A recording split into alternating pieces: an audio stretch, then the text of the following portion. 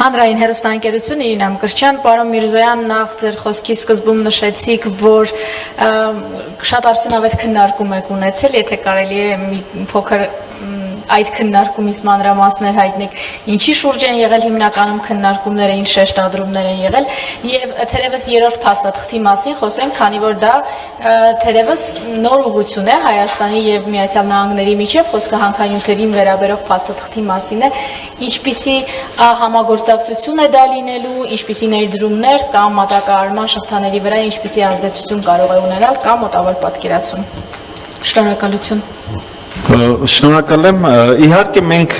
մեր հանդիպման ընթացքում խոսել ենք ըստ էության մեր երկկողմ, նաև տարածաշրջանային օրակարգի գրեթե բոլոր հարցերի շուրջ հասկանալու են ամեն ինչ չի, որ հասցրել ենք քննարկել, նաև նոր որոշակի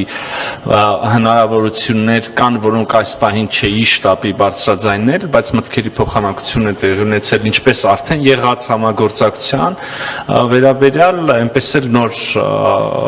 մի քանի հարցի շուրջ, ինչ վերաբերում է հազվագյուտ մետաղներին, ապա դուք իրավացի եք, սա անգամայն նոր ոլորտ է, որտեղ Միացյալ Նահանգները եւ Հայաստանի Հանրապետությունը համագործակցություն են սկսում։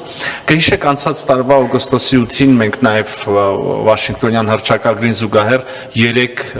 համագործակցության հուշագրեր ստորագրեցինք, մեկը ենթակառուցվածքների եւ ըստ էության նաեւ ներառյալ նաեւ TRIP-ի մասին, մյուսը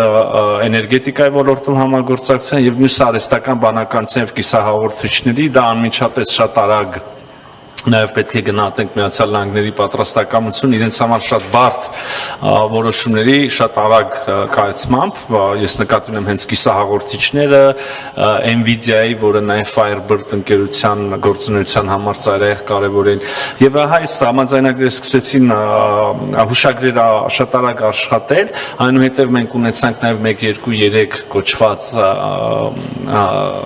պայմանագրի, համաձայնագրի տեքստի, ուրեմն շուրջ բանակցությունների ավարտ, այս մասին էլ ազդարարվեց փոխնախագահ J.D. Vance-ի այցի ժամանակ, ես թվարկում եմ սրանք ցույց տալու, թե մենք ոնց ենք ոլորտ առ ոլորտ գնում եւ այդ 1-2-3 կոչված պայմանական անվանումով համաձայնագիրնել հնարավորություն կտա նաեւ միջուկային էներգետիկայի ոլորտում համագործակցություն սկսել եւ հիմա արդեն ինչպես իրավացիորեն նկատեցիք նաեւ հազվագյուտ մետաղների շուրջ, այս հազվագյուտ մետաղները կամ ծայրահեղ մետաղներ, ինչ ենք ասում ծայրահեղ, որտեղ դրանք ծայրահեղ կարևոր են, որոշակի հազվագյուտ մետաղներ, ծայրահեղ կարևոր են շատ կոնկրետ արտադրած տեսակների, օրինակ ասենք չիպերի, կիսահաղորդիչների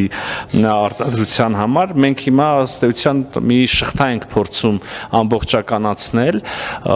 ընդհանրապես եթե նկատել եք, հետևել եք, ամբողջ աշխարհը այսօր մի յուրօրինակ մրցավազքի մեջ է հայտնվել կրիտիկական մետաղների,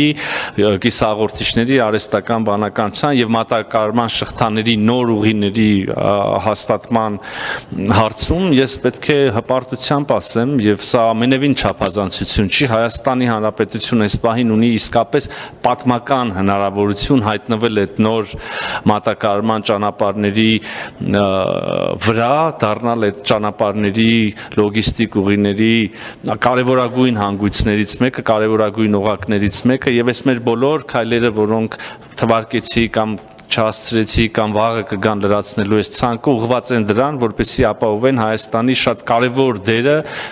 այս նոր աշխարհում։ Այսքանը թերևս։